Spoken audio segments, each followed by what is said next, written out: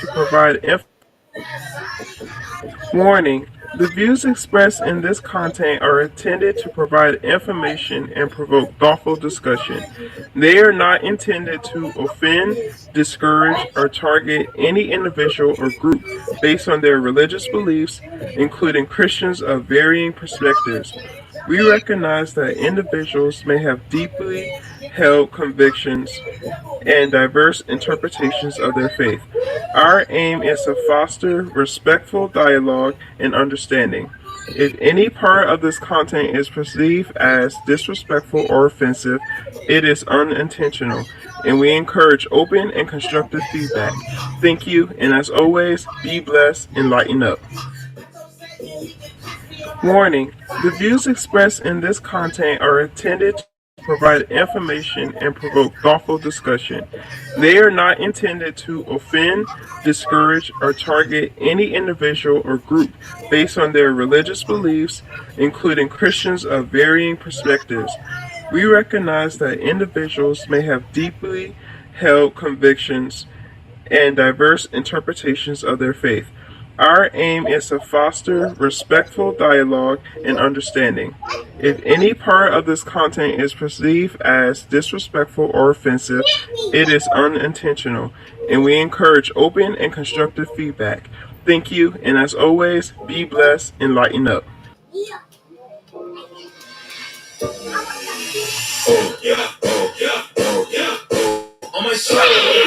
Did you come to know Christ? Hell, I was kissing hell. I was making love to hell. I was adopted by hell. I was going through hell at the height of everything. I was winning Super Bowls, playing in World Series, doing my thing, but had no peace, no joy. Didn't feel like no one loved me but my kids. The only thing that I felt like was real and authentic and loved me because they the only one who knew me. You could sleep in the bed with 2 and 3 women and nobody's satisfied. You got 100 suits, you can't cover up the pain. You got a 3, 4, 500 pairs of shoes, you can't take a step in the right direction. You got 9 or 10 cars in the driveway, you ain't going nowhere. You got a 15,000 square foot house, but you ain't got a home. By the time you get to the bottom, because God is calling you collect, and you do not want to accept the charges because you know it's going to cost you something. I've trusted man, I've trusted woman, I've trusted child, I've trusted people, places, and things. And every last one of them have somehow, some way or another let me down. But not Jesus. But not Jesus. Not one day, not one time, not one moment. So just one answer, I'm an animal. I'm just one man, I'm standing up. Part king, part animal. Example, I felt like I'm mechanical. Unlike I'm careful. You don't know I'm feeling too. You don't know my team, you don't know my man's do. Turn it up to the maximum. Gorillas in the trap with them. Got millions watching every move I make. Cause I was happening. I drug dropping autopsies. Drop hard top to hard body. It's not so, but y'all problem. It's how I'm going, how stop for my soul. Everybody in the click strap. And they all on gold. You still like brand. But I ain't true. Everybody out here playing me for no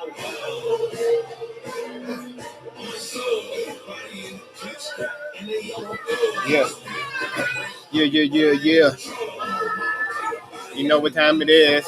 LUC.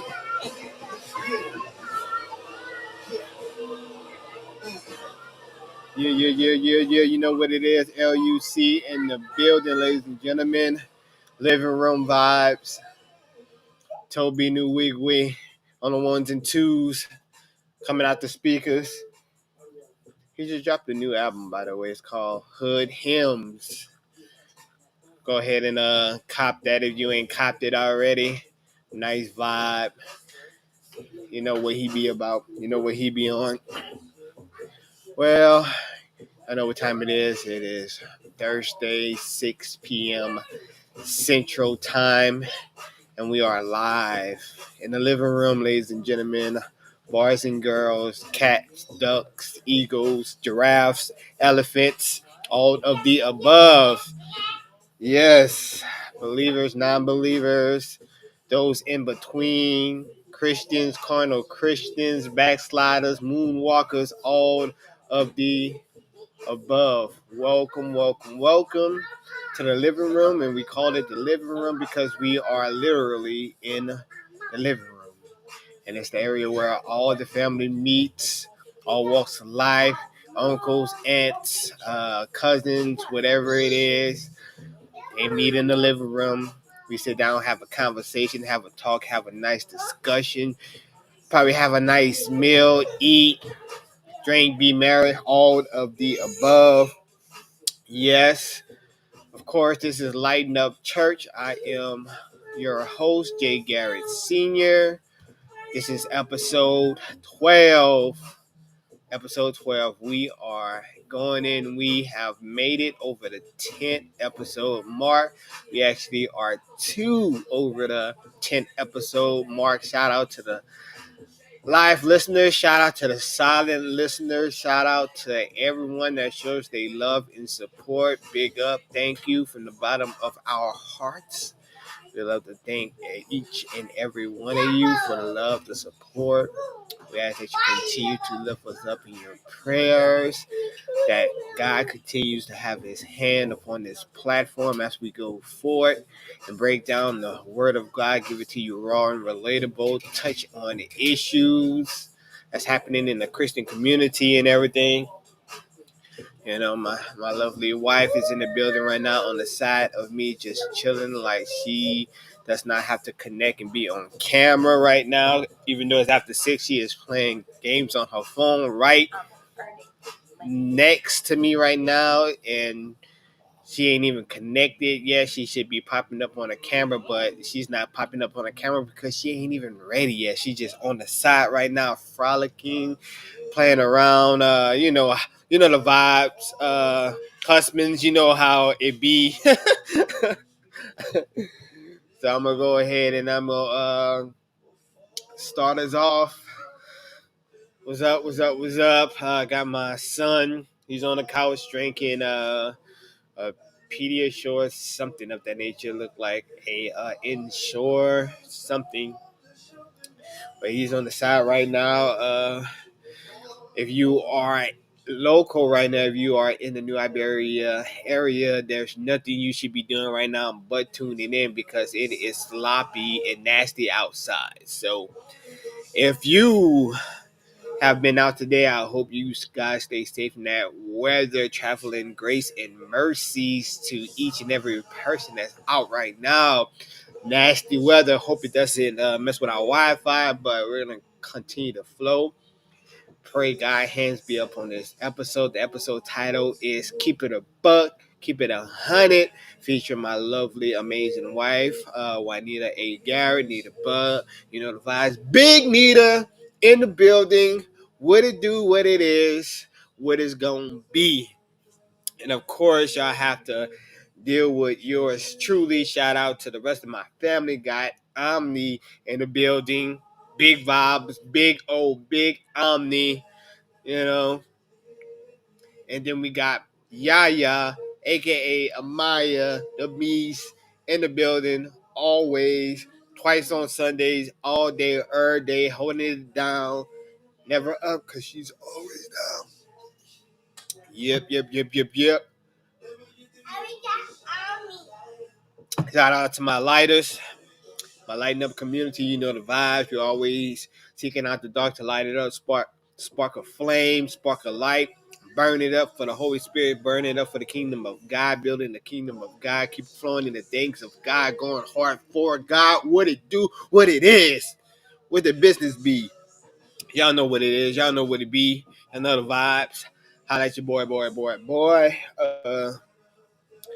We just vibing out right now. Getting centered. You know, be careful out there. My allergies been really messing with me. I'm gaining weight, trying to maneuver around this weight. I need to start working out again. But that's neither here or there. Shout out to the Word of Hope Christian community. Word of Hope World Outreach. Shout out, bigs up to them.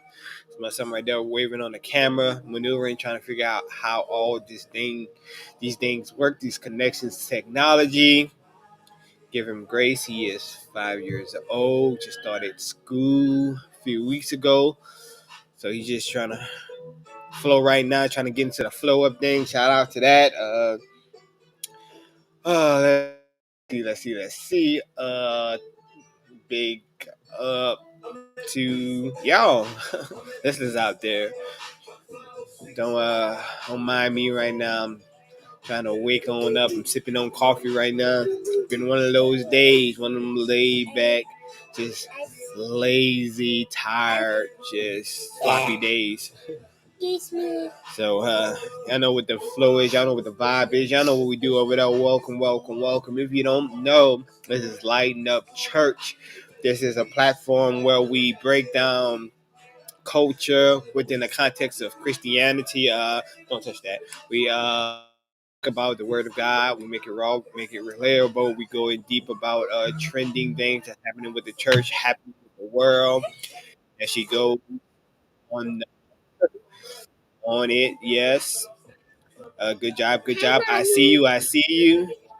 Yeah, we're gonna call you on in a little bit, a little bit. Um, Now, welcome. Yes, we also display and promote Christian hip hop artists, those who are up and coming, using their gifts to glorify God. We play clips, we play videos, we promote you guys. If you guys got a video or something, anything you want to promote, if you are a Christian, if you are a believer, if you're using your talents and your gifts to glorify God, hit me up. I would love for you to be on this platform. I would love for you to have the opportunity to broadcast their gifts and glorify God with this platform. And right now we got our first video of the evening is by Serge called Haitian Food 2. And we'll be right back after this video. Yeah, I grew up in church but didn't know for 16 years what the gospel was, so if that's you, then I'll make it clear. See, God made Adam and Eve. He said don't eat from the tree, but basically Adam and Eve told God, I'm finna do me. They ate the fruit from the forbidden tree in Genesis 3. Then sin and death into the world, and now it's in you and me. Because of sin, the price is death, that means an eternity away from God. Because he's holy, it's a just penalty, and you could never save yourself, not with your good deeds. You broke the law once, immediately you're guilty. But Jesus came down to live the perfect life without sin. Perfection is God's standard, so we had to step in. See, that's the difference between Christianity's ignition. God came to us cause sinners never would go to him. Carried the cross and died for sin when he hung on the tree. He took your place and had to die, that's Romans 6:23. God the Father crushed the Son and see the Father was pleased. Now I'm forgiven cause somebody took on my penalty. But then he rose up from the grave because see, he never sinned. It validated who he was and now he's calling all men. He ain't asking you, he's telling you that's why he was sent. And I'm just here to spread the message, so believe.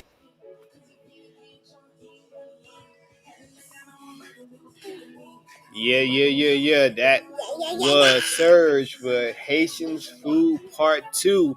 Give it up for him. Yes. And if you can see, I got a nice, wonderful guest on this evening. My lovely wife, Nita Bug, is in the building. Yes. How you doing, love? How you doing, love? Hello, can you hear me? Yes, I can hear you. Can you hear me? Hello? Hello, can you hear me? Yeah, I can hear you. Can you hear me? Good. Are you at your max volume on the phone? I, yeah, Yes? can you hear me? Yes. Yes, I can hear you. I can hear you too, Mommy. All right, we are good. We are good to go. Yeah, So, how you doing this lovely evening, love? I'm good. Tired, but I'm good. Cool. Go. Hey. We don't need you to co-sign. All right. First and foremost, let's get into the name of this episode, which is Keep It a Buck, featuring my lovely wife, Juanita A. Garrett. You do. And before we Uh-uh. get into Joseph, stop. You see him? I can see Mommy. Before we get No. into You see sorry. Maya? Hey, hey, good. Before we get into it, I just want to explain what this episode is about. I didn't warn her. I just said, "Hey, are you going to be on with me tonight, this evening?" She was like, "Yeah, sure." She said something else, but I'm not going to replay that message. That's between us. But in the essence of everything, she said yes. But yeah, so call it keep it a buck because we're gonna keep it 100. We're gonna keep it true, and I actually feel that for I don't know why is it like this, but I feel that the wives, especially if you're in ministry, especially if you're like a pastor or like one of those leaders, that the wives they get like literally pushed to the side and put on a back burner, and it's kind of like their existence takes a back seat to yours. And whatever it is, especially if you're like the public figure or whatever, if you're the person that's always out there in front of the world, no, we're not. Okay, you're gonna go in your room, okay? If you're gonna do that, do you hear me? Uh, yeah. So I feel that it's crazy and it's wild, and I do not like that. So I feel that before I Right. what? Oh, before I push forward with Yeah. huh? What? I said yes. Oh, Hello? hello. Hello? I I can can hear. I can hear you a little. I can't. Joseph, stop. Uh, might have to speak a little louder. Can you Speak, hear me now? huh? Can you hear me now? Yeah. Okay. Daddy can hear Don't touch me. that. Don't touch that. Alright. Go in your room. Sit on that sofa. Okay, so and I feel that they're very vital, very important, and they also got a story, also got a testimony about where God has brought them from and where God has them now, and all the trials, the tribulations, everything that they occur, all the storms they have to make it through. Sit down for me. So this episode is going to be tailored to you. You're going to be the center of this episode. I'm actually going to do something that hopefully I'm able to do because it's kind of weird because I know so much about you. It's going to be kind of hard to interview you, but I'm going to try to do my best. But first off, we're gonna start it off on a lighter note. So right now, of course, I know it's something whenever our pastor mentions it. So I want to start off by just speaking in your room. In your room. Nope, in your room. About the the movie that's plaguing, that's sweeping through the nation right now, especially the Christian nation. Let's go ahead and discuss that for a little bit. Do you need like the light? You need a ring light or something? Okay. You want me to? Uh, got you. Yeah. Joseph, Joseph, go bring this to mommy. Go bring it to mommy. All right. So, Can you hear me? yep, I can hear you. And my wife, why you set up? Why you set up the camera? I'm gonna go ahead and play a video, okay, babe? Alright, cool. All right. This is let me see. This is Martin Duke. Martin Duke? Yes, this is Martin Duke. I'm back to the scriptures, I'm back to the Bible. I'm done with the blame game, I'm holding me liable. I'm cleaning my house up, I'm casting down idols. I'm not gonna stop until I experience revival. I'm back to the third wave, I'm not talking titles. The cause irrevocable, bro, I'm still a disciple. Pleasing them when my music started becoming a cycle. I'm back to pleasing God with it instead of trying to go viral. I'm killing my pride mode, I'm loving my wife mode. I'm keeping her close to me cause without her I'll spiral. I'm bringing my offering and I'm giving my tithe mode. I meet the exhibit and I just put it on vinyl. I'm practicing dying daily, I'm not suicidal. I'm killing my flesh off till I'm dead on arrival. I'm back to the church house, I'm throwing my praise up. I can't call it worship if I ain't creasing my J's up. I ain't scared of death, bruh. One day I'll be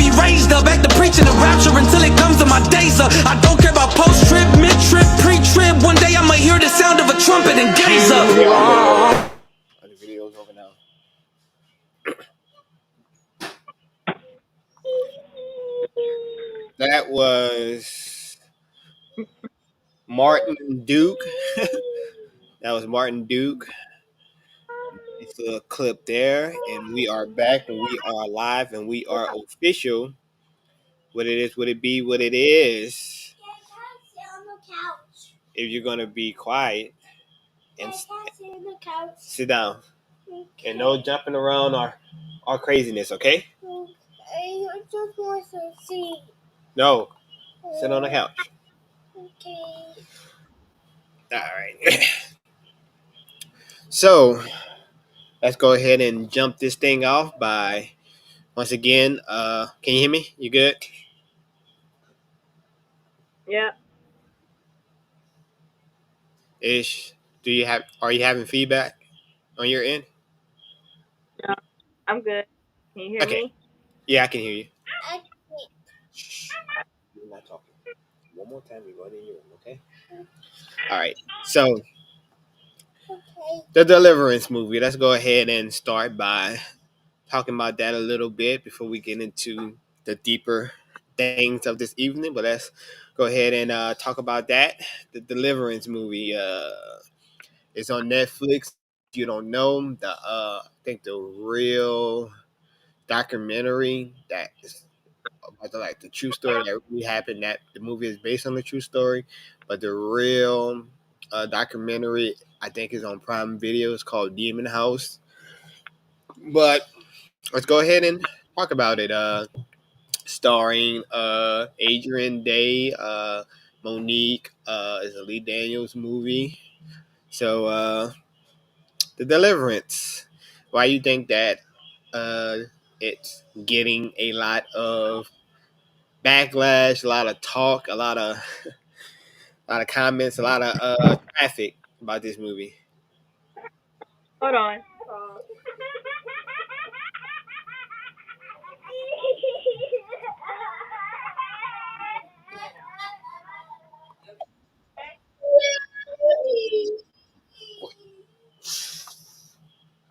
Daddy, I hurt myself. Sorry, I rolled over. What he could do, part of breaking up his clay to make it new. Now throwing my brakes, shining through. Guess that's what he meant to break through. Yeah, I said I am unworthy, God don't use me. But he said my child sit back, I do the choosing. He's standing up his sleeves. Yeah, I got rest but never sleeps. Looking for a city on the knees. He can make pictures out of thieves. I've got a question, no, I'm running to. Cause yeah, Yeshua's already on the move. Yeah, my God is on the move. When I don't know what he could do, part of breaking up his clay to make it new. Now I'm throwing my brakes, shining through. Guess that's what he meant to break through. Yeah, I said I am unworthy, God don't use me. But he said my child sit back, I do the choosing. He's standing up his sleeves. Yeah, my God rest but never sleeps. Looking for a city on the knees. He can make preachers out of thieves. I've got a question, no, I'm running to. Cause yeah, Yeshua's already on the move. Yeah, my God is on the move. When I don't know. That was Hannah Barr music. Nice little vibe, nice different little vibe there. That was Hannah Barr music. How y'all doing? And you good? You good? All right, there we go. There we go. There we go. You good? Just lost connection. Gotcha, gotcha, Hold on. gotcha. All right, we good. You good? All right. So All right. the movie, The Deliverance. Go. Well, there are pros and cons to everything. Um, I like that it was just so real, raw, and uncut, and I feel like that's what a lot of people didn't like about it. Um, that I don't know if it was supposed to be like a Christian movie or, you know, you know what I'm saying. But I think the reason why a lot of people feel the way they feel is because it's supposed to be a Christian movie, or they said it was supposed to be a Christian movie, and it just had a lot of raw and uncut moments like profanity and the realness of what that family was going through. Um, so there were like a lot of pros and cons to the movie. I didn't care too much for the the profanity, but that's just you know a lot of people's everyday speech. So I don't know. It just made it more real and um more I guess I don't know just more out there than most quote unquote Christian movies, and they didn't sugarcoat anything. They didn't hide, you know, um, the struggles or the lives of the family, what they were going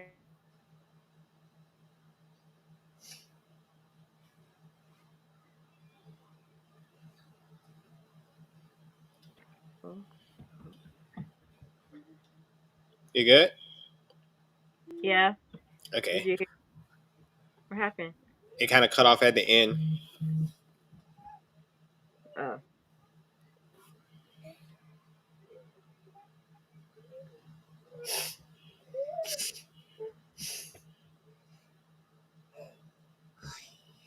You good? yep, Okay.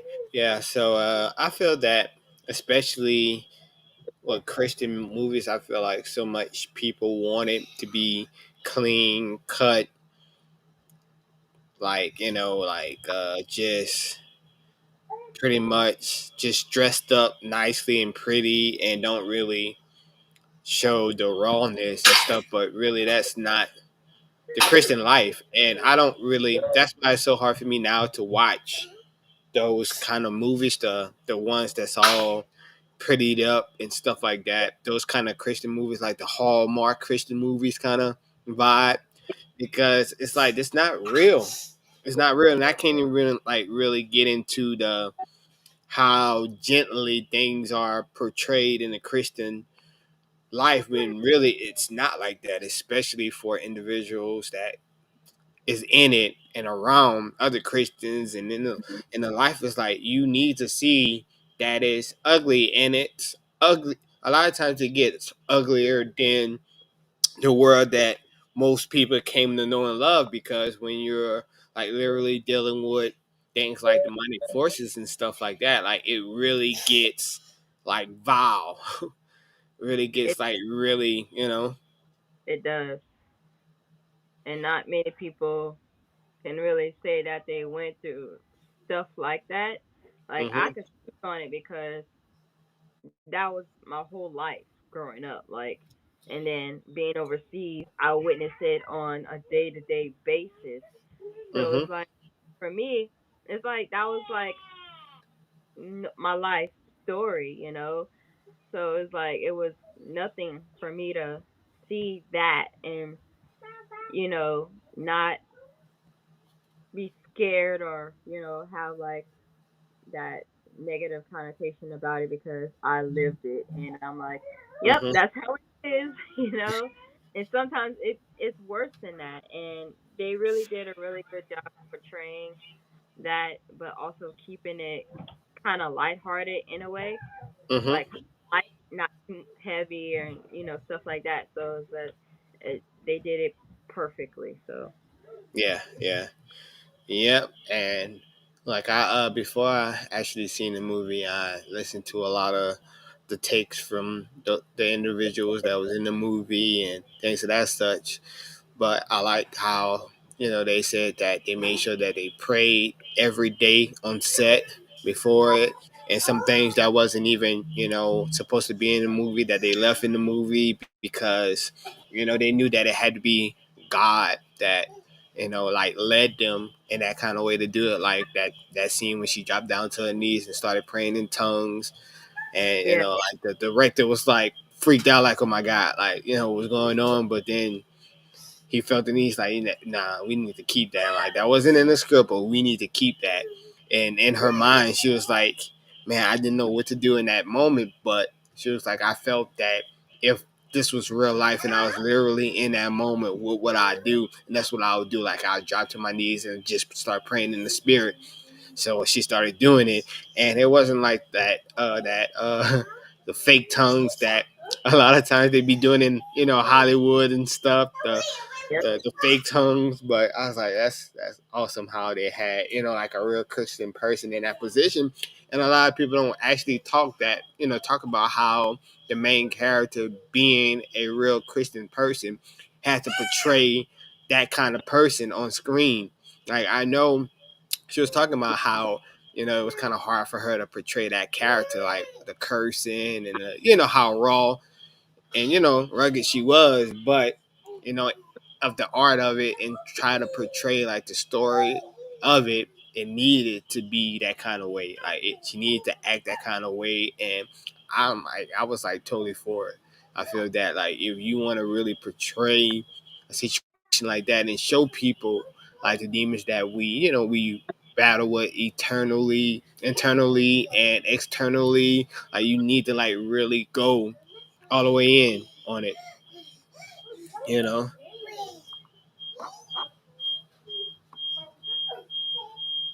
You good?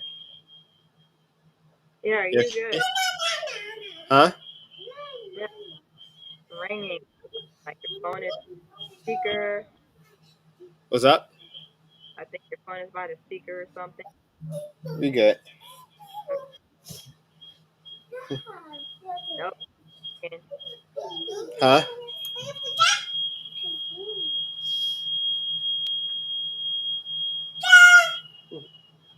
What? I hit a ringing too, but you good? Talk. okay, it was ear, Huh? it says ear piercing. Where's your headphones? Omni had, and you couldn't hear me with them. Oh, I could have hear you with them. But So all right. Moving on. All right, so let's get into the realness of it. Okay. So there's a lot of people out there that really don't know your testimony. Don't know where you came from, how how it was for you when you was born, how your Christian walk was, how you came into Christ, the the origin story of the Nita bug. So let's go ahead and let's get into it. First and foremost, like how did you get introduced to God? well, I've always grown up in the church. My mom, who's also my was minister, so I grew up as a priest kid, and so uh, every I think I was like 2.5, 3. I was always at church with my mom. Was going to Bible study. Saturday.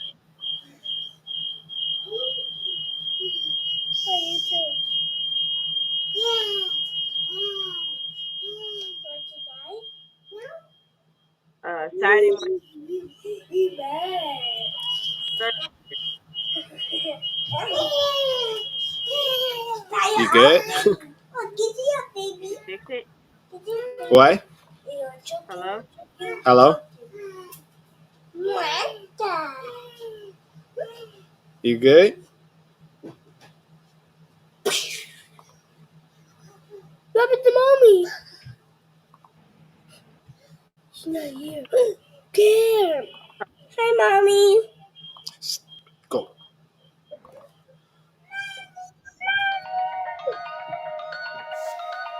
It's not over yet.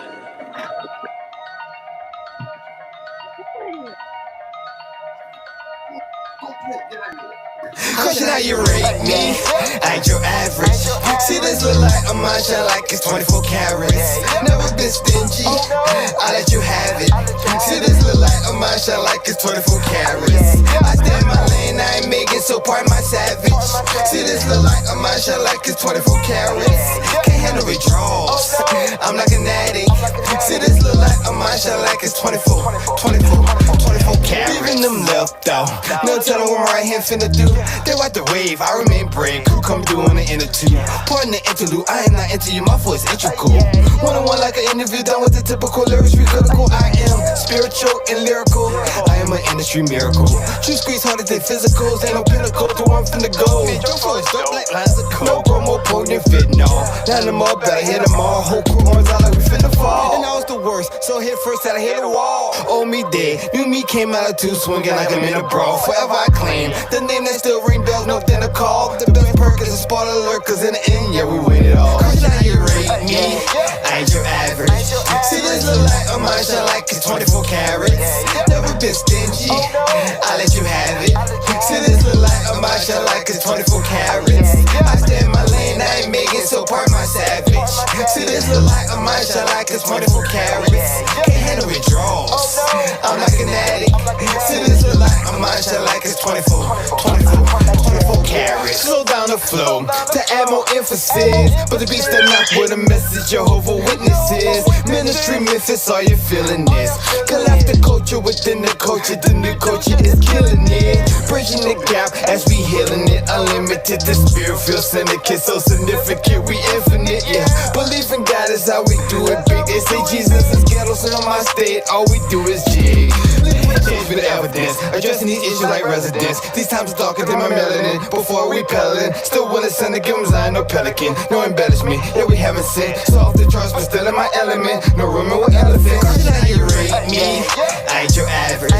See this little light on mine shine like it's 24 carats. Never been stingy, I let you have it. See this little light on mine shine like it's 24 carats.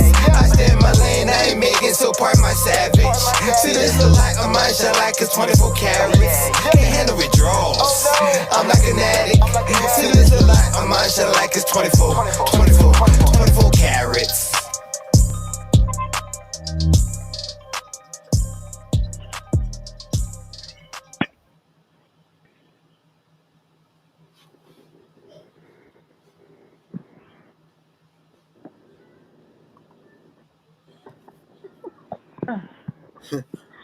You good? I think so. Hello? Hello.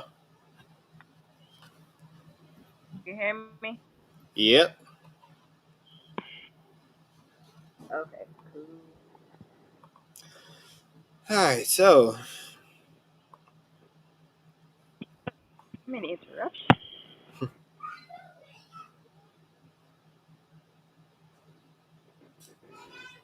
testimony. Uh, let's see. Yeah. Let me just start back over. Um, so be as being gay or growing up in that my mom's household, I was always do um services throughout the week. Um, usually we have like 4 to 6 services a week, and you know it was always every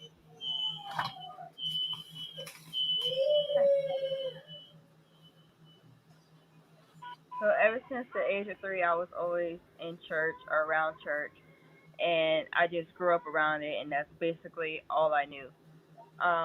I've never really had that personal relationship with Christ for my own because it was like really had that lead you to Christ type of talk with me. So like, or I don't remember it, So it should have been something that I will remember or had that experience myself. But I didn't really accept Christ for myself until I think I was a junior or senior in high school when I experienced Christ for myself. Like I had an encounter with Him myself, and then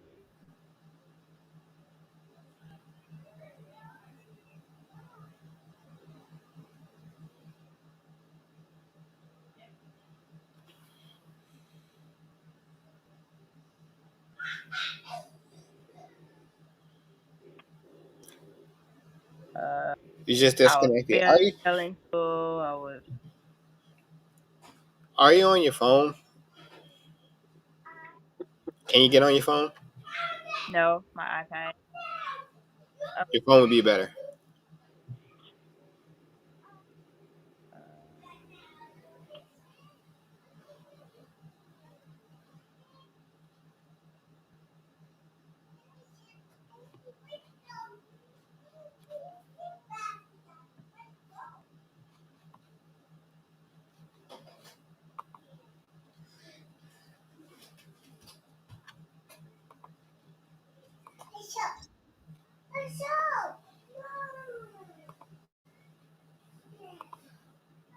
Northside, baby, come straight out of heaven. I look to God for my blessings, yeah. Boy, don't be taking no L's on your boy, you be learning them lessons, I get the bag, it be straight from my dad, and I go and split it with my brother. And God on my side, lifting them high. He fought for me, I don't need Mac 11. If he said it, I said it. Rep 777s, living for him, I'm not living for cheddar.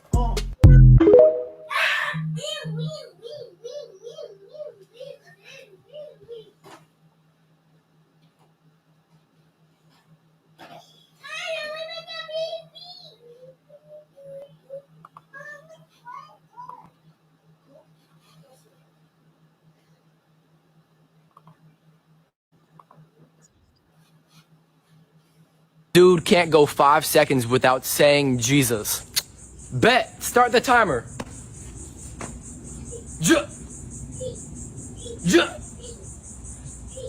Jesus, save me from the grave, Don't know what it's like to have me obey. All I know is believe and obey, Spend so much time in my prayer closet, that's probably the reason I changed, Quit acting like you know me and my story, cause you're only reading a page, No, the I close bet the the door. devil is punching the air somewhere knowing I'm free from my chains.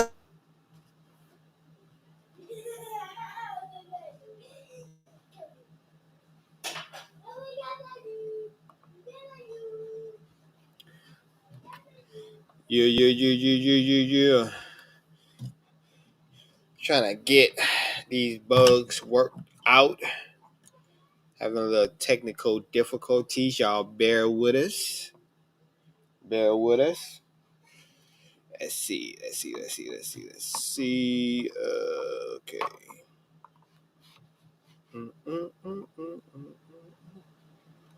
Guys, bear with us.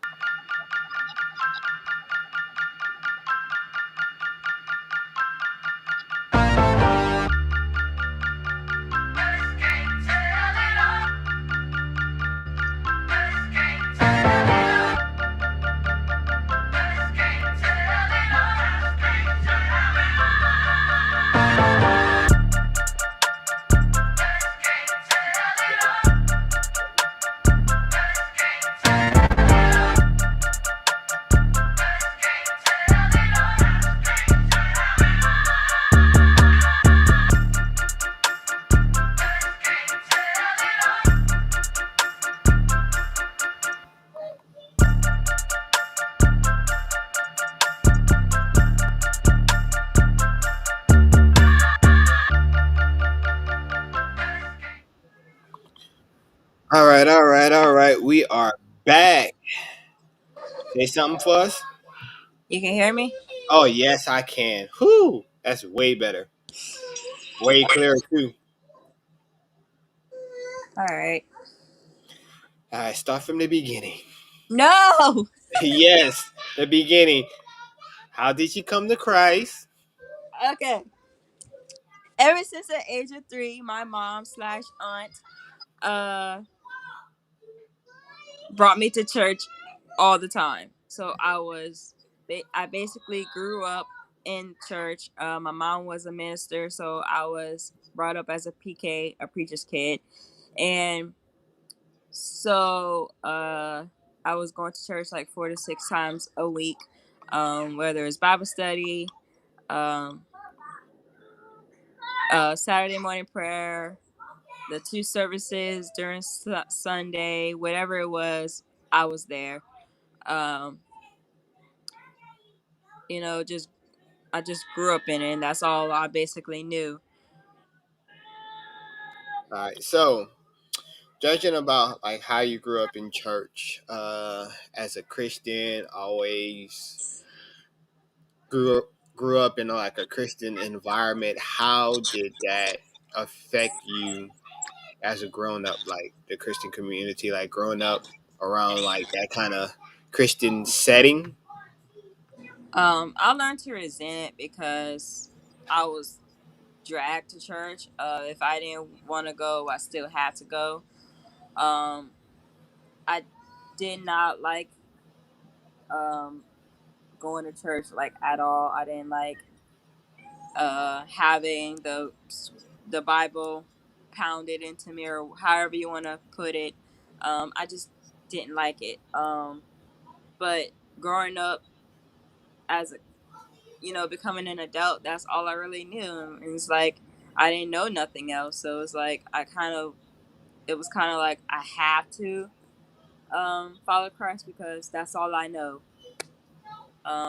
That's all I was taught. I didn't really learn anything outside of that, really. So, from your point of view, do you feel that there was like, okay, did it really connect for you like that? That growing up in that Christian household, was it just was it religious or was it like relational? Uh, for me personally, I think it was just religious because I was just going through the motions of it, just for the sake of, keeping my mom happy and keeping the peace within the house. Um, because my mom liked to use that scripture as for me in my house, we will serve the Lord type thing. And I don't resent her for it at all. Let me just get that straight. It's just that she wanted all her kids to serve God the way, she did. Okay. So, do you, as a parent now, just thinking back about the environment that you was raised in, do you think that plays a big role on how you go forward into like raising your kids around like Christianity?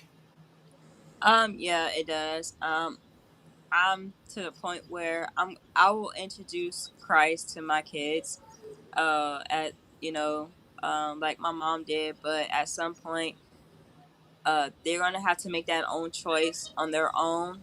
I'm not gonna force them to serve God. It's relational. It shouldn't be a forced upon thing.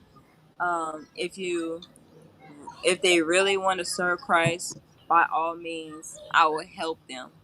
But I will teach them who Christ is and how loving and you know how great He is and stuff like that. But I'm not going to like shove it down their throats per se.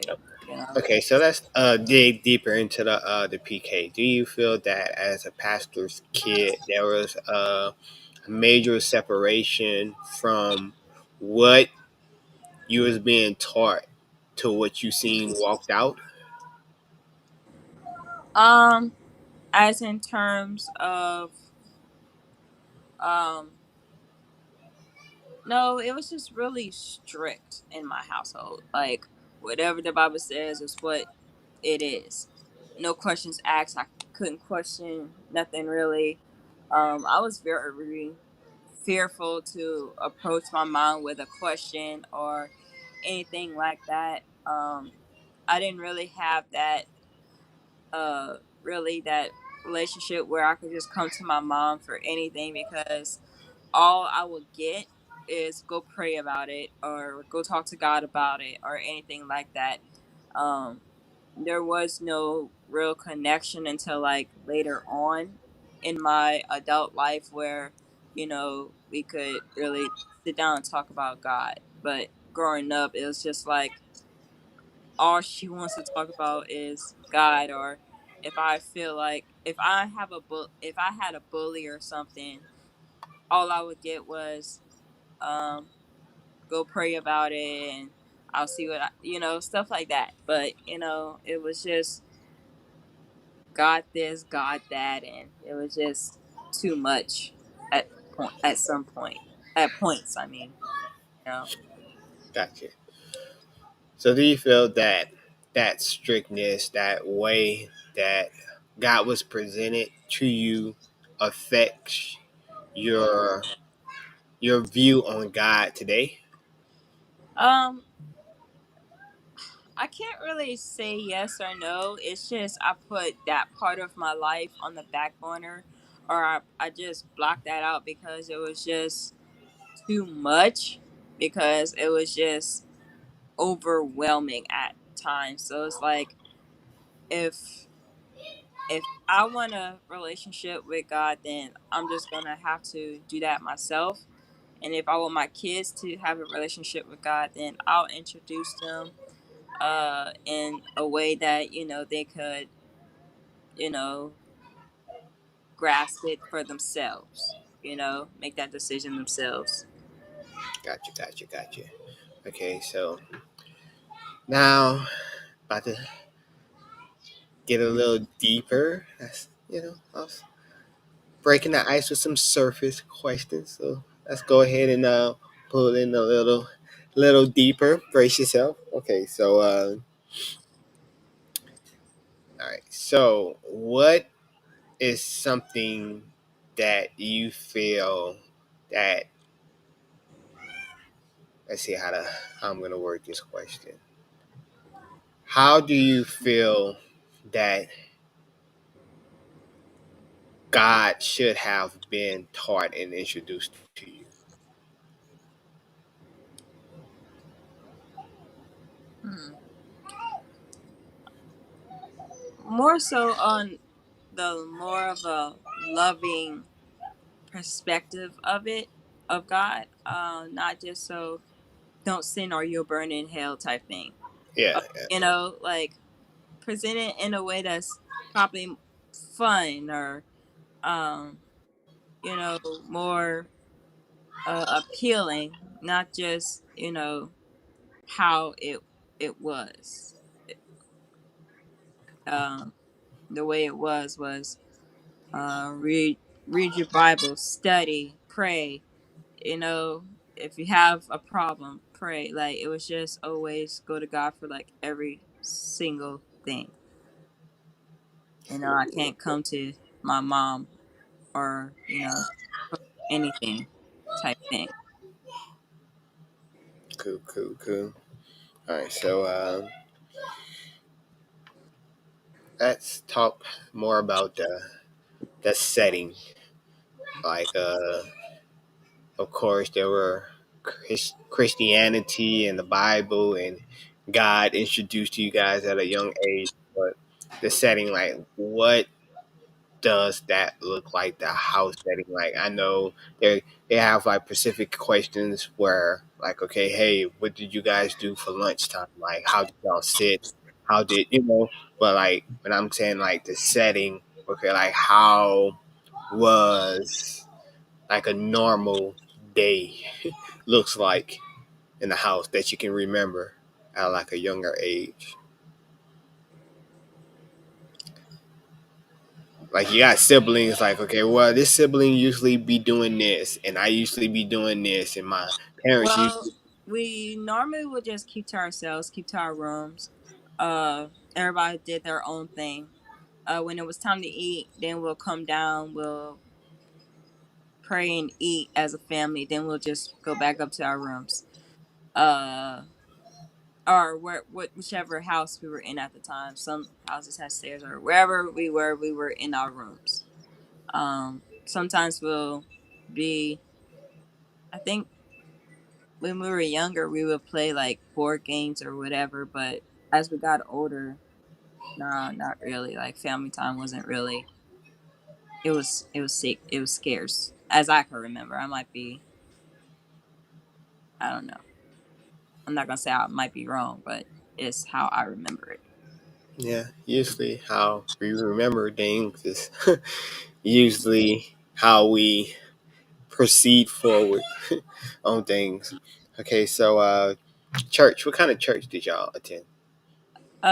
Growing up, it was a non-denominational church. We've been there for like years, like most of my life, um, until after the pastor died. Then we went to. I think for a while we didn't really go to a church. Um, I'm trying to remember. It's been years, so bear with me. And then at some point, I think we started going to Assemblies Church, and then we stopped going altogether. Mm, cool, cool. No, and then I'm sorry, I skipped some years. Then after that, we started attending. Uh, they say they were non-denominational, but they transitioned to like a Baptist church. Mm. All right. So how was the like the Kojic, not Baptist. Koji? Okay. Kojic. So how was church in itself? Like, do you remember like how was the services? How was the setting? How was They were long. They were extremely long and tiring. Um, some Sundays we would go to our church, then later in the evening we would be visiting other churches because our pastor would be preaching or our choir had to sing, so we were always at church. Always. Always. And I can't stress this enough. I hated it. Oh my goodness, I hated church. I hated going to church because it was so long and just draining. okay. All right. So do you think growing up in a Christian household did more help than harm? I can say for me, it did a lot of harm just mainly because it was just pounded into us like Mm, church, church, church. We got church this day, we got prayer, we got choir practice, we got prayer, we have luncheons, we have teas. It was every it was something all the time, and I was just tired of it, but I couldn't really voice how I was feeling because it didn't really matter what or how I felt. Um, it is what it was. okay. So Um, from saying that, like, do you feel that that plays into how you are today from things in the past, like you saying that like you feel like you didn't have a voice? Do you feel like you have acquired or gained that voice since then, or you feel that you still battle with not having a voice? I still feel like I battled with not having a voice, just mainly because uh, I still don't like going to church. Just mainly because it is tiring and overwhelming. More so now because having three young kids who don't know how to maneuver or how to, I don't know how to say it. The way they're, especially, okay, I don't know how to put it, but having an autistic child and attending church with like music, uh, people on people on microphones. It's just overwhelming and overstimulating for her, and she's like screaming and crying, and I mostly spend my time in nursery anyway with them. So what's the point of even going to church and I don't even get to, you know, do anything? So I might as well just stay home because I'm gonna watch my kids. I could just watch them at home, you know. And the oldest don't like to listen, you know. Cool, cool. So it's just too much for me to be maneuvering around the church, even though they're very open and Mm-hmm. receptive of our kids. It's just still, you know, embarrassing to just having to go through that, you know. I'm hungry. Yeah. I'm hungry. I'm about to take a quick break, and we'll be right back. Hell, I was kissing hell. I was making love to hell. I was adopted by hell. I was going through hell at the height of everything. I was winning Super Bowls, playing in World Series, doing my thing, but had no peace, no joy. Didn't feel like no one loved me but my kids. The only thing that I felt like was real and authentic and loved me because they the only one who knew me. You could sleep in the bed with 2 and 3 women and nobody's satisfied. You got 100 suits, you can't cover up the pain. You got a 3, 4, 500 pairs of shoes, you can't take a step in the right direction. You got 9 or 10 cars in the driveway, you ain't going nowhere. You got a 15,000 square foot house, but you ain't got a home. By the time you get to the bottom, because God is calling you collect, and you do not want to accept the charges because you know it's going to cost you something. I've trusted man, I've trusted woman, I've trusted child, I've trusted people, places, and things. And every last one of them have somehow, some way or another let me down. But not Jesus. But not Jesus. Not one day, not one time, not one moment. How did you come to know Christ? Hell, I was kissing hell. I was making love to hell. I was adopted by hell. I was going through hell at the height of everything. I was winning Super Bowls, playing in World Series, doing my thing, but had no peace, no joy. Didn't feel like no one loved me but my kids. The only thing that I felt like was real and authentic and loved me because they the only one who knew me. You could sleep in the bed with 2 and 3 women and nobody's satisfied. You got 100 suits, you can't cover up the pain. You got a 3, 4, 500 pairs of shoes, you can't take a step in the right direction.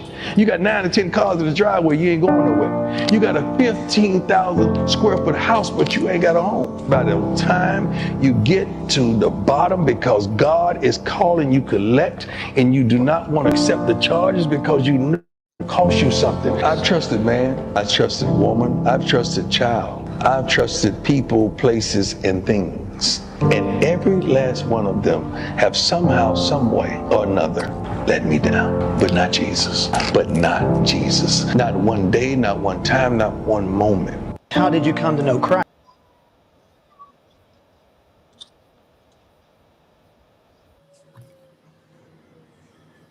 All right. We are back. We are back. Okay. So before we left off, you was talking about the struggles with attending church with kids, feeling that you cannot pretty much receive while you're at service because of the distractions. Mhm. Okay. So, all right. Okay. We're good. We're good. We're good. All right. So, heard that? That was you? Yeah, sorry. Oh, Let me put on oh, that's vibrate. cool. That's cool. My bad. All right. So let's go back a little bit. So, with your mom being a minister, but first, can you explain the situation about like how your mom became your aunt? Oh Lord, that's a long story. Um, the the way my mom became my guardian was, um, I think, if I'm not mistaken, they told this story to us like when we were like really young. So I'm trying to remember it, how it. is and not my how I remember it. Okay, so forgive me, family. Um,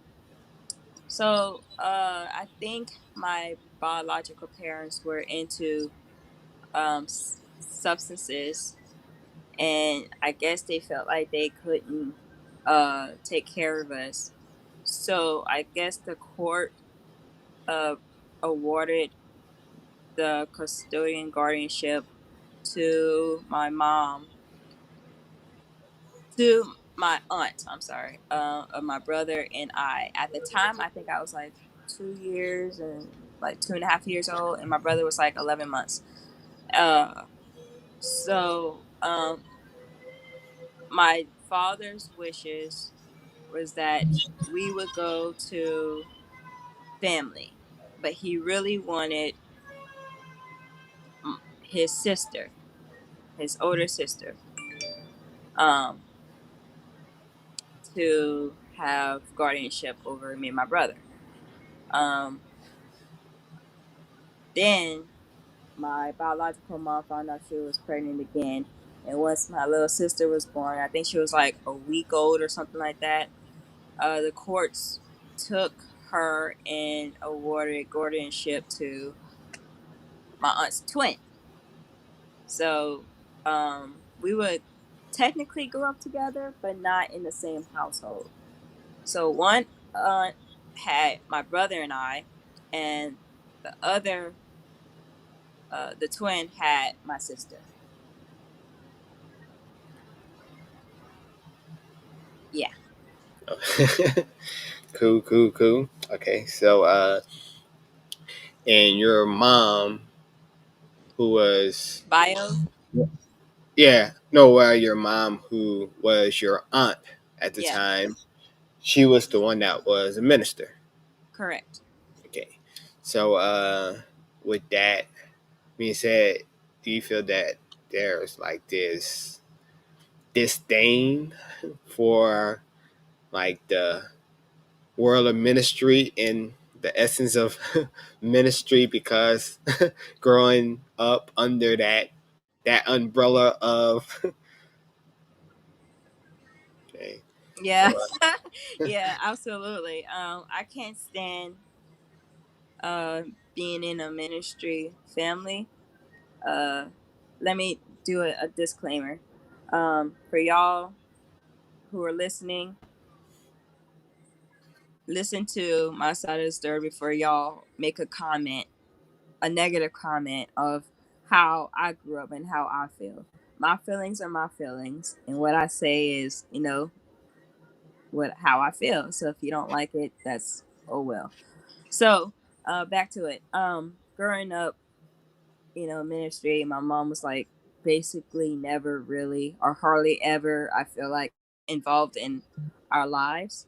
And so it was always the youth kids, putting them first because, they didn't really have much. And I guess you felt like we had enough.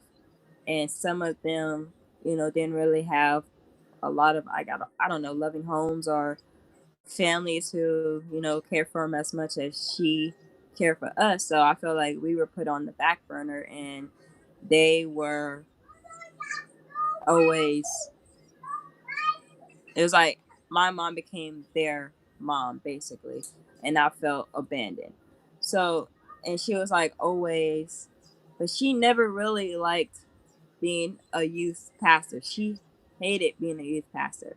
Like, she said I was not her calling, but they put her over the youth group. Okay, but she did a great job with it because she like ministered to the group. She took them places. But we went with them because we were part of the youth group. But I'm just saying, like, my mom did a lot for them, like a lot, and for them to just treat her the way they treated her was like a slap to the face. So, um, what was the next part of your question? I'm sorry. uh, I mean, before I forget, let me dive into this. Do you feel that being like Oh. being the child of a minister and seeing that her attention was on these kids other than her kids? Mm-hmm. Did that make you want to push harder to get noticed, or did that make you want to just kind of settle into whatever she wanted you to do biblically and like church wise, so you felt like, well, i can I can spend that time with her in this sense, or Well, it was more so of me. At first, it was me just trying to do what she wanted me to do, because if I did what she wanted me to do, then it was more so of me getting the attention that I wanted from her. But then hmm if it came to a point where that wasn't working, so I tried to, fit in with the group, like doing stuff that, you know, they were doing, and it kind of like backfired on me. I was being sassy one morning, and we were on our way to church, and I talked back. My hmm mama got up in that front seat, turned around, and beat the HE double hockey stick out of me that morning on our way to church. Okay, I will never forget that, y'all. I was like 18 years old, and I still got beat for having a smart mouth. So that plan backfired on me. So I just went back into my shell, and So, is there any ill feelings towards like ministry in its essence because of the fact that it robbed you of time and attention? um, I don't like ministry because it it took the one person who I needed away from me. All her attention was on the ministry, the youth group, the church at the time, and it didn't leave her with no energy for her family. Um, she was always doing something for the church, being unappreciative, and it was just unappreciated. I'm sorry. And so I feel like that's what ministry does. Ministry drives that wedge between families, and that's why I feel like I do not like being in ministry. I do not want to be in ministry. That's why I didn't want you to accept a ministry job, because I remember during, like, I think it was COVID, and you were away for so long, like hours. And I was home by myself with two young kids, like a newborn and a 2 year old. And I'm like, if nothing changes, then I'm leaving. Like, I'm not about to go through this again, So it's like, this is what ministry does. It drives a wedge through families. Okay.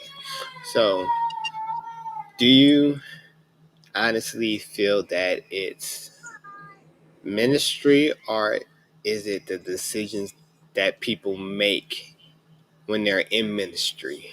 Could be both. Um, if that ministry calls for that person to be there like all the time, and that person is like the only person who is over that ministry, then that's what it is, and there's like really nothing that person can do to like minimize the task load on them. And then it also could be the person, because they can't see that, it's driving a wedge between their family, and it's just that person don't really have enough time in the day to spend time with their family and do ministry at the same time, because they're always being on call. All And then right. when your family needs you, you're too tired to do anything with your family. Gotcha. All right. So, this is something that I never really thought of. Something that just really just popped up. But being that your auntie who became your mom, stepped in and took that position, don't that seem more of a calling than just a decision? Like she was called to step in and take that position, which in essence is ministry. I guess, but I don't want to look at it like that because it was just too much to even, you know. Yeah, my heart is kind of hardened towards that Hmm. aspect because it's like all those years that I could have had my mom, other kids had my mom, Hmm. and I didn't really have her until like later on in life, like Yeah, the last what maybe 7 years, 7 8 years maybe. yeah. And I know, being knowing like this from personal experience that whenever someone's involved in ministry, it pushes them to another level of person, like they become another person, on a stronger level. And I'm I really believe the fact that when individuals are in their calling or in ministry, it pushes them to do things that is led by God. And of course, as human beings, a lot of times when we get in those positions, we screw things up because like we suck at multitasking, we suck at like attention. A lot of times, like we're so overwhelmed because we don't want to mess it up, you know, God, and then like we're so compassionate that we want to help everyone, that we literally dropped the ball on being there for the people that were, supposed to be there for. But I also feel that your mom being called to ministry, your mom being a minister, enable her to actually be that person that can step up and actually like make that decision to take you guys, Hmm. you know, to save you guys from what could have been like a terrible worse, like life. Because I know there was some things, if you want to share like the alternative that you shared with me before about like how, like, if it wasn't for your mom adopting you and your brother, like where y'all was headed. Hmm. You know? Yeah, I can't really speak for my brother, because that's not my story to tell. But knowing what, how he was when he was 11 months old, that baby was traumatized. Like my brother was traumatized as a kid, and seeing where he is now, he hasn't healed from it. And so, I don't remember who is the one who told me, but I think, I don't know if they said it out of anger or what, but they're like, they said if your mom hasn't taken you in, you would have been a WHORE on the streets, selling yourself, or worse out, strung out on substances, and that really had hit me hard because it's like it made it seem like I was ungrateful for, everything that my mom had went through as a single mom, you know, and that wasn't the case. It was just that I wanted her love and attention, so.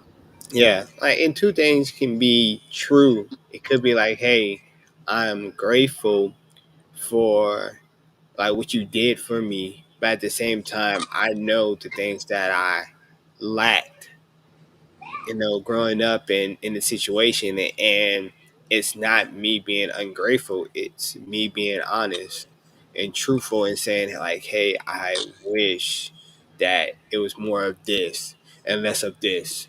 I wish that like when you did make that decision, that it was more of you being there personally, and not just to like really be there on the books, but actually be there personally in the areas where I needed you the most, not just to, I don't want to say pawn it off on God, but to just, like really understand that there's like, especially as parents now, we know that there's things that we have to give our kids so they don't lack, whenever they get to a certain age, that a lot of people don't really have that wisdom and that knowledge to see before it's too late. And then they grow up with kids that feel that, they lack this in certain areas or they like that. And, like I know that me, like when I was growing up and stuff like that, like I always felt that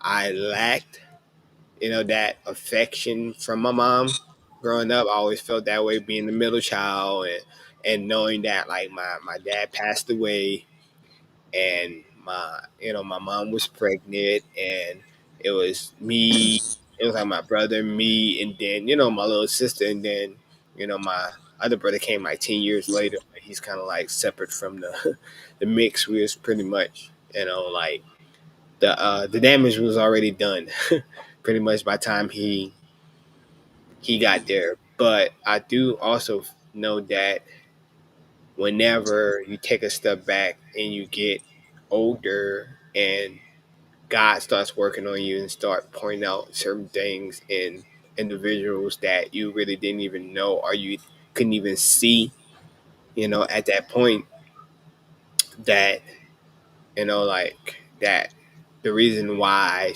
they didn't do certain things or give certain things, or like react in a certain way that you wish they would have, like it's also where they're at in life, and the things and the traumas that their experiences, and not to really take away from those individuals stepping up or not stepping up, but also like God has a way of pointing out certain things that we were blind to, especially being that young and growing up and stuff. And I know that there's a lot of things that you probably still carry now, and Yeah. in the midst of it going forward, and there's a lot of things that you feel that you lacked, and now you're in a position where you feel that, okay, I kind of need that right now to go forward, Yeah. especially being in the position that you are and stuff. So let's fast forward a couple of years, and okay, like how do you feel that, like how does that affect you today? I know there was like a lot of dealing with it, a lot of noticing it, a lot of identifying it. So being knowing what you know now, growing up where you're going to now, and being in that position that you are a mom now, how do Yeah. you feel that like that still affects you today? Um, a, like an example, If you want to use an example, huh? if you want to use an example, No, you. huh? Um, like explain your question a little bit more. Okay, like so, how does like growing up, the way that you grew up, like yearning for the things that you yearn for, looking at certain things from the eyes of a kid, not like being in that situation, being on that level, but then now being in the position that you're older, now you're a mom, and from the outside looking in kind of situation, like how is that still affecting you today? It still affects me a lot, especially with my parenting skills and with my kids. I'm trying not to overwhelm them with like so much um of the um of the influence that I had. Like, um, I'm not trying to over. I'm trying to put it in a way that you can understand where I'm coming from. Over flood them or overwhelm them with certain things that that I never had. Mhm. I've I know my mom loved me. I know she did show some affection, but I feel like that wasn't, you know, her strong suit. Mhm. So with me with the kids, I tend to like over smother them, especially the girls, because that's all I really wanted was affection from my mom. Because I guess that's my love language. I love physical touch. I love, that's it. And the girls, they don't they don't like all that. They do like attention though, Mhm. and all that other extra stuff. No, so learning how to love them properly is my goal. With my son, it's a little bit different because he wants it all. Like he wants the hugs, kisses, the attention. He wants to be the only one in your eyes. I don't know if it's like, especially with mom or with dad. It just depends on his mood for the day. But just learning how to navigate life through these two different ones because I'm trying to love them in a healthy way and Mhm. raise them in a healthy environment where I'm not trying to uh, project my traumas onto them. Mm. Alright.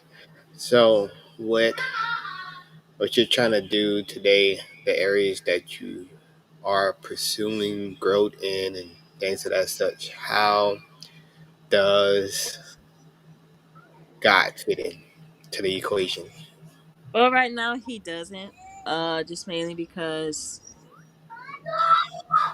there's no reason why he doesn't. Um, I don't know. Me and God are not we're not tight right now for some reason. Mainly because that's probably my fault. I'm just tired, overwhelmed. I have no energy for anything else. Um, right now I am going through a mental thing. Okay, if you can understand what I'm saying. Um, so uh, he doesn't fit in nowhere Okay. right now. So So, honestly, do you feel that if you did fit him in, would it make a difference? it might, but right now, my Like mind, it might. I don't want to hear nothing about. If I'm being totally honest with you, I Yeah, don't that's want to what we hear asked nothing for. about trying to fit God into nowhere right now. If I'm being 100% honest, like I Yeah, just yeah, that's what we're looking for. I just 100% honest. that I'm not looking for that right now. Cool, cool. It might help. I'm serious. My mental state might be better, but right now it's just I have no capacity for anything else. Okay. All right. So, giving where you're at now, okay, do you think that uh, the decision that you're making right now, do you feel that if your mom had made that decision, would things went differently Probably between you so. guys? The whole dynamic and house atmosphere would have changed drastically. My mom was a praying woman. She was always praying, always praying. Even when she was sleeping, she was praying. She lived that scripture, pray without ceasing. Uh, so yeah, I feel like the house dynamic and the atmosphere would have been different if she would have fallen into her, her, I don't know if she even went through stuff, but the way she, but she took on life by the horns, and she did her thing with it. So All right. So, question: with the with the praying that you just mentioned about your uh-huh. mom, like always praying without ceasing and things of that such. Do you believe that some of the anger that comes to God is you feeling that with all that connection that your mom had with God, that God should have told her that you needed more love and attention? Probably. She was very discerning, so I don't know how she didn't have that discerning part of of of that part of life. But in her final days, we did have a sit down and we talked for like days. After that, we talked. She apologized for things, that happened growing up. So me and her, we're good. But um, growing up, it was something different. Okay. Okay. So, all right, pushing a little bit more. So, do you think that there's something else underlying that have you feeling at times, more times than others, like the need for not needing God? Probably so. There's always an underlying cause or feeling of things that uh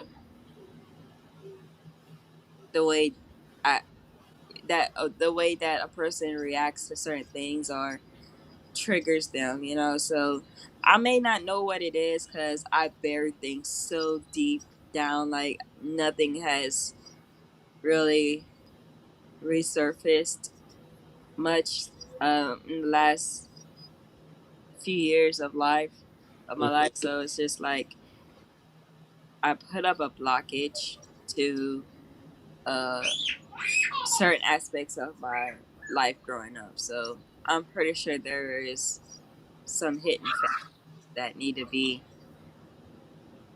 I know, resurfaced. So Cool, cool. So, from your point of view, what you think you need the most at this moment? probably counseling and therapy. Honestly, um, you know, help. Okay. So, this might sound weird, but you are actually saying that you need a form of ministry to relieve you from your disconnect with No, I said God. therapy. Yeah, therapy is a form of ministry. Counseling is a form of ministry. As a form of ministry. Like, I think that like your connection with ministry is you connect ministry with God and church, and you kind of like lump them together as like a package deal. It's like you get God, then you get church and ministry. You get ministry, you get God and church. You get church, you get God and ministry with that. It all comes. But I also feel that you are a victim of like Christianity failing in a lot of areas, and especially minis- ministers and ministry failing to see those that's in need, especially those that's like right next to us, and also know for a fact, judging from experience, that you also suffer what a lot of pastor wives suffer, just being feeling like you're just there, and that your husband, your one in the flesh, the one that you feel that should have your feelings, your well-being, above all else,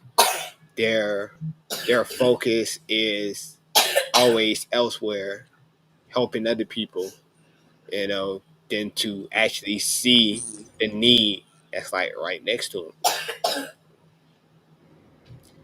So go find something to eat. So in that sense, in that context, so have you ever felt like you were called to ministry?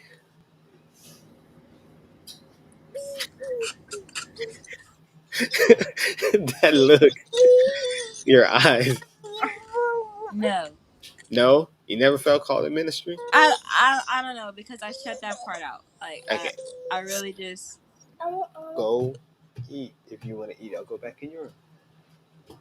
Hmm? I closed that part out. Like I don't even want to think about ministry.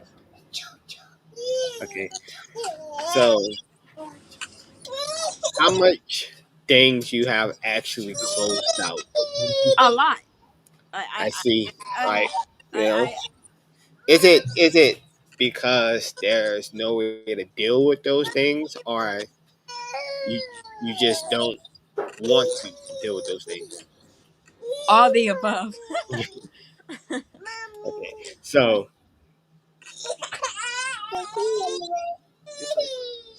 all right. So with that being said,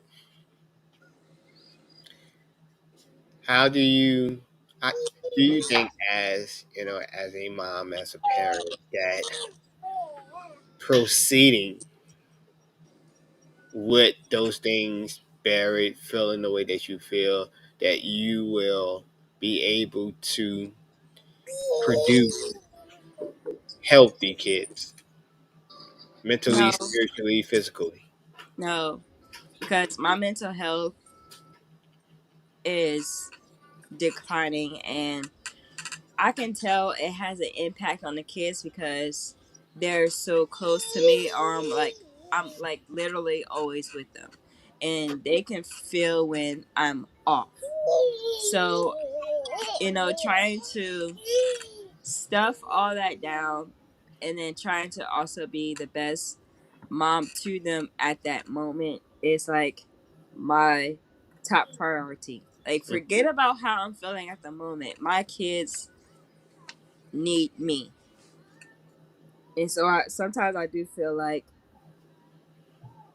I am alone because you work, you do stuff for the church as well. So it's like I'm always stuck with the kids, and then I suffer in silence. mhm. Okay. So, and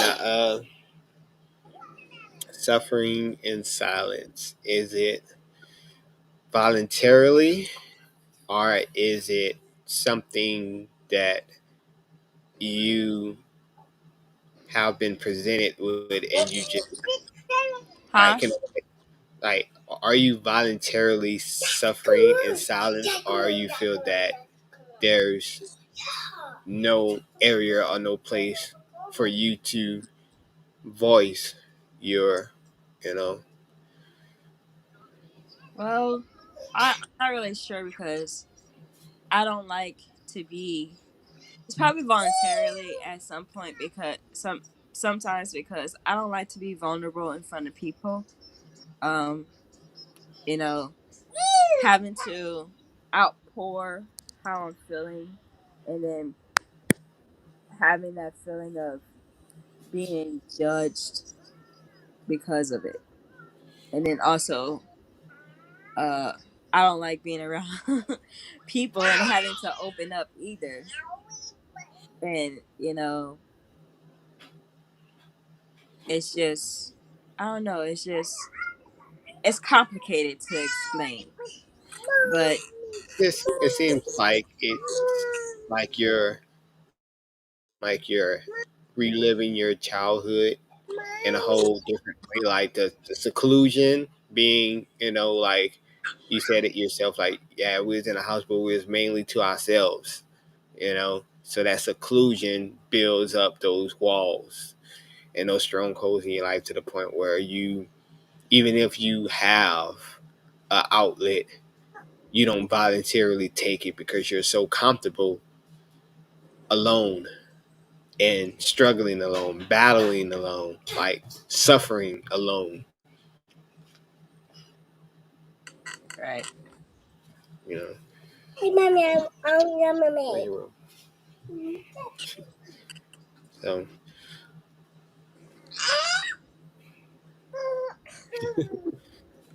that is Amaya. Yeah. So so okay. So now, if I can recap, everything is like you're in this pretty much in this pit, in this rut, and even though the best thing for you to do is to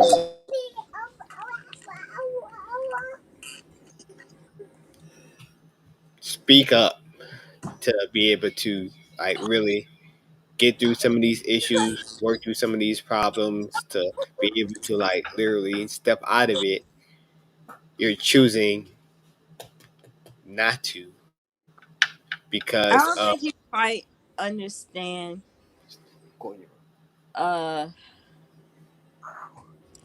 how someone feels when they're in a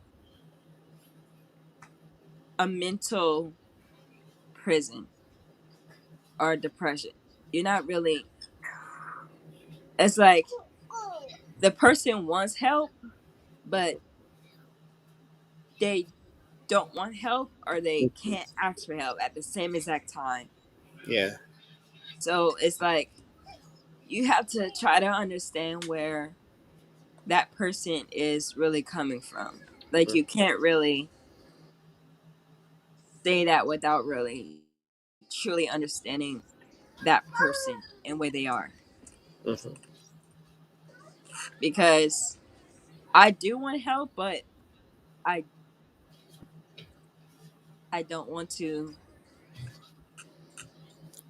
I can't ask for Yeah, help. you can't, and you feel like it's too much to expose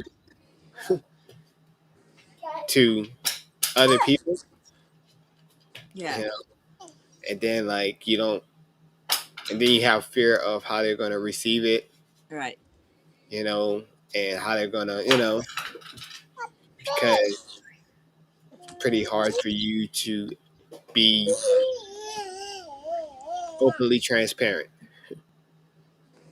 because your safety net is pretty much you being able to stuff, right, you know. It's like, hey, it doesn't matter what I'm going through, you know, I can just stuff it, because I'm a stuffer, right, and I also think that you battle with feeling that you will be a burden to others right, trying to get free, right, so of course out of your personality for always putting people before yourself, even in the state that you're in, you still look out for other people, yeah, than yourself. Like I rather just deal with this internally and suffer in silence than to expose you to these issues and make you take on this burden of knowing.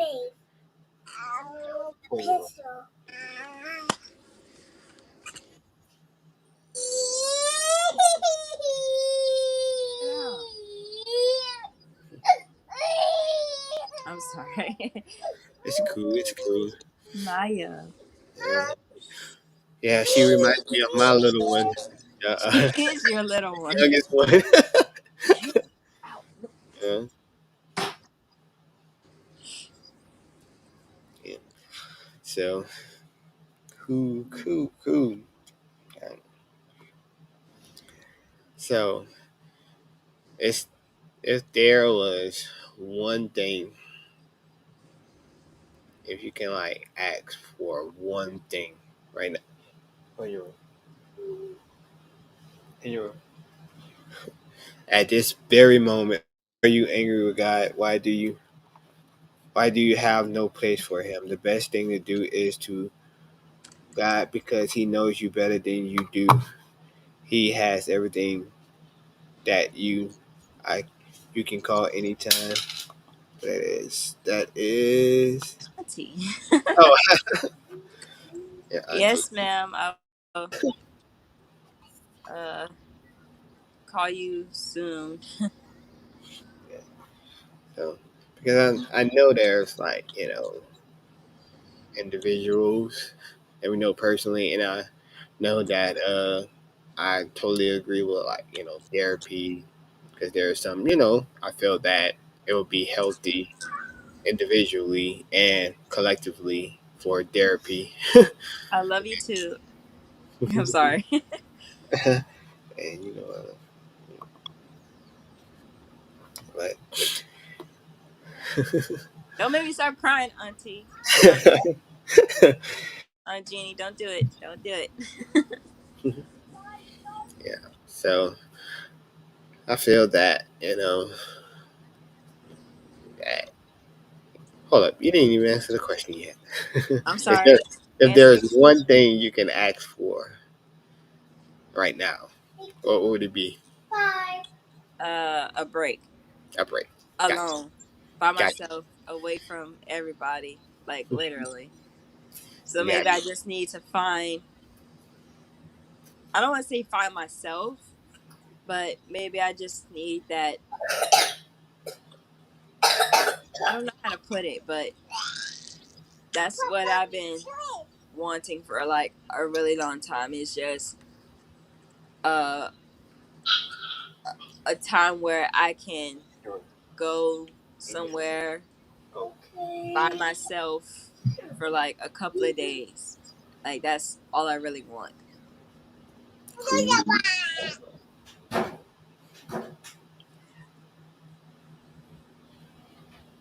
Gotcha. Gotcha. Understand, Abo. So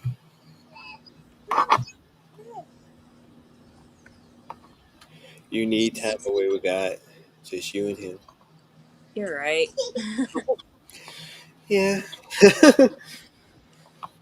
It's like I don't even know where to begin. So hmm But I think you're on a good track right now to be able to just voice what you're feeling and don't feel like it's a burden to anyone or anybody, because they have more people that care for you than you know. And oh, I know. It's just they're quiet.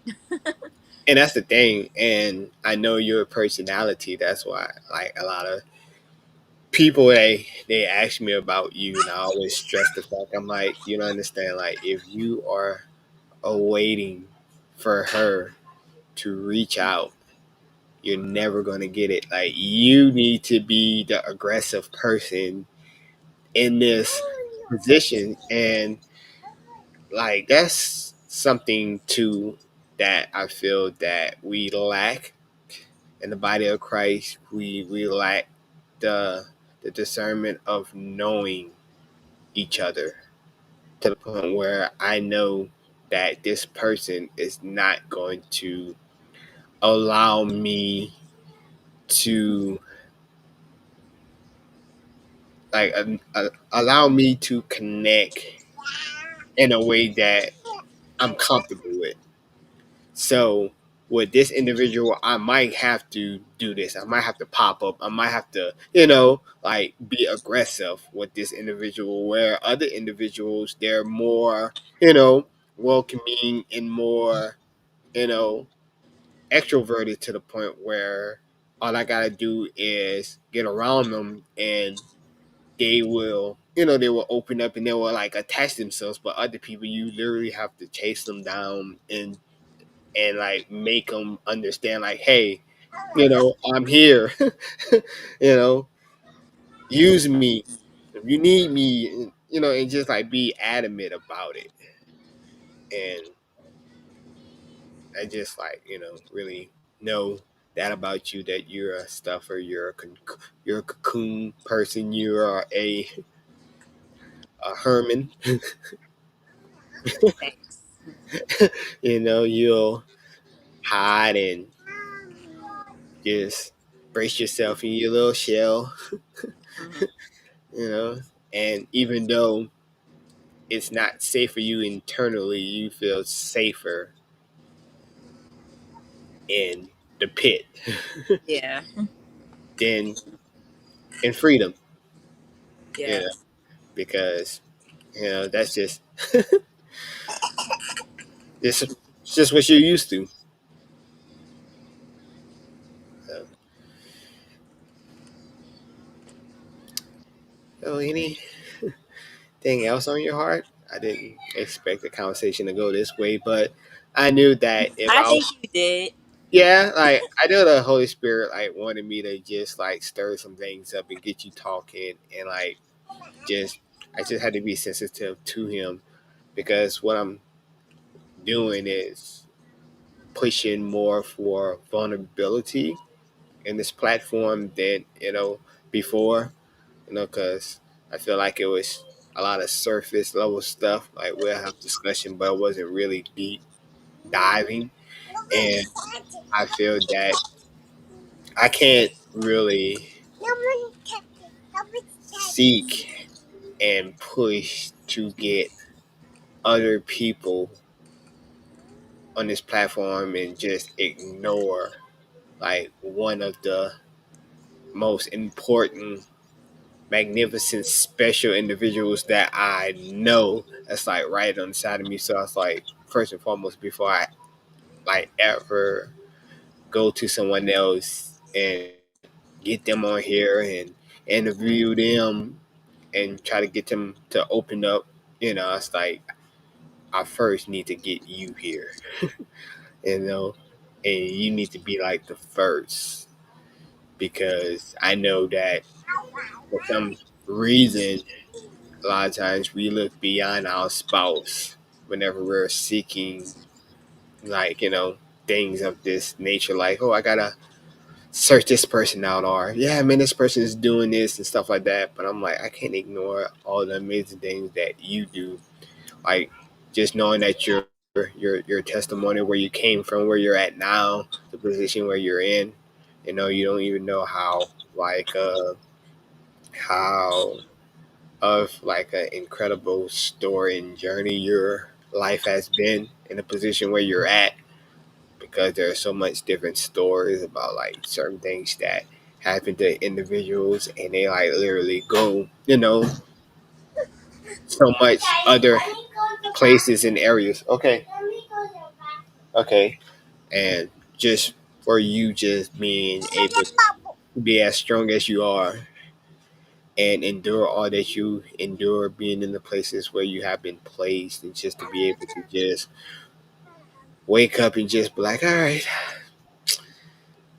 gotta push through, gotta keep moving, gotta keep going, and I can't allow what I'm feeling to affect what needs to be done. So I want to let you know that I admire the heck out of you.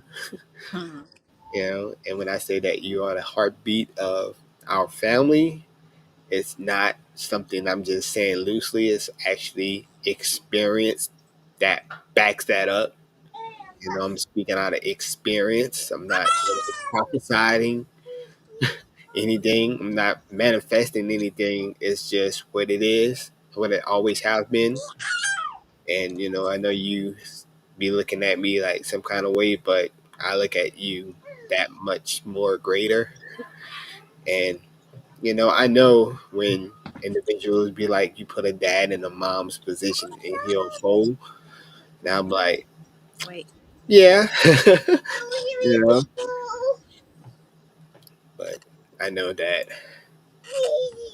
you don't get celebrated the way that you should, and just want to let you know Wait, that it broke up. So what did you say?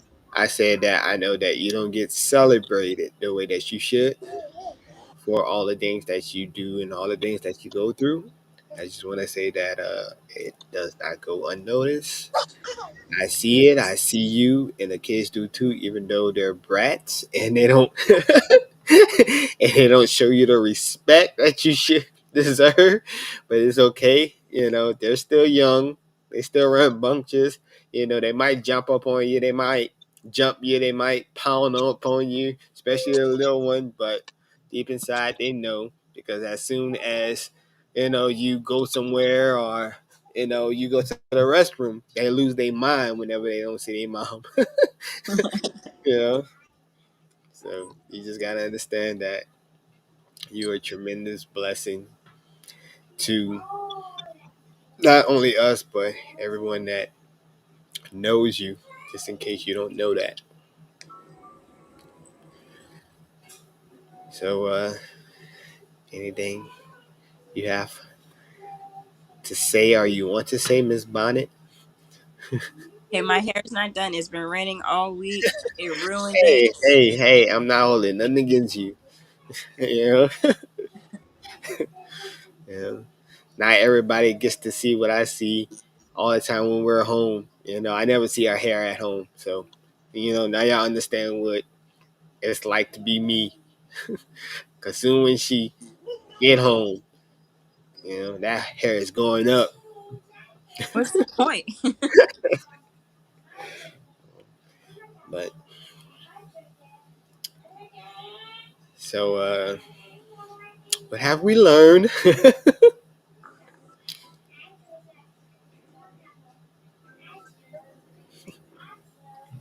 hmm?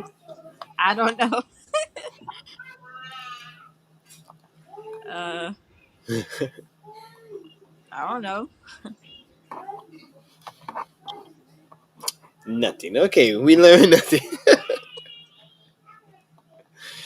But you might not have learned something, but we learned a lot, especially from you, especially knowing what you need. You know, it's good to every now and then to hear you vocalize it. Yep. So, man, these episodes have been getting shorter. I think the last episode was like, It was only like 2 hours, the last one. yeah.